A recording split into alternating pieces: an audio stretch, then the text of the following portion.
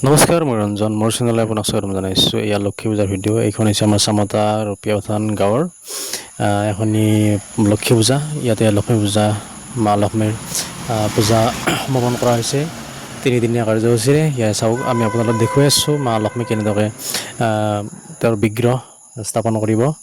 এই ধৰণে আমি ভিডিঅ'টো ছুটিকৈ বনালোঁ, কাৰণ দুৰ্গা পূজাৰ ভিডিঅ' দিলোঁৱেই আপোনাৰ লগ ভিডিঅ', আৰু লক্ষী পূজাত তেনেকৈ দীঘল ভিডিঅ' বনোৱা নাই বাবে মিনি ভ্লগ বনাইছোঁ। এনেকৈ চাই থাকক, আপোনালোকৰ ভিডিঅ' শেষলৈকে চালে গম পাব। মা লক্ষ্মীৰ আশীৰ্বাদ সকলোৰে ভাল হওক, মংগল হওক, কুশল হওক, সকলোৰে ভালে থাকক, সকলোৰে আৰ্থিক স্থিতি ঠিক হওক। এয়া চাওক, আমি আপোনালোকক দেখুৱাই আছোঁ। মোৰ লগত আছে হিতেন, এয়া হিতেন, আমি দুজনে এনেকৈ আহিলোঁ। তাৰপিছত আমি আপোনালোকক দেখুৱাম। এয়া চাওক, মূৰ্তি স্থাপন কৰাৰ পিছত কেনেকৈ তেওঁক হেৰি কৰিছে, আপোনাৰ ধূপ ধূনা জ্বলাই কি ধৰণে আদৰিছে।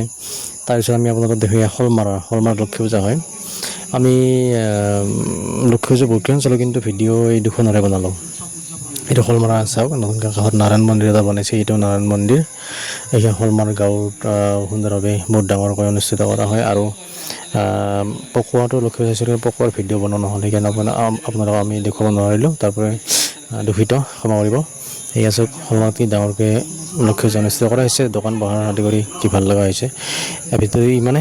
যদি ভাল লাগে লাইক, কমেণ্ট, শ্বেয়াৰ, ছাবস্ক্ৰাইব সকলোৱে কৰিব।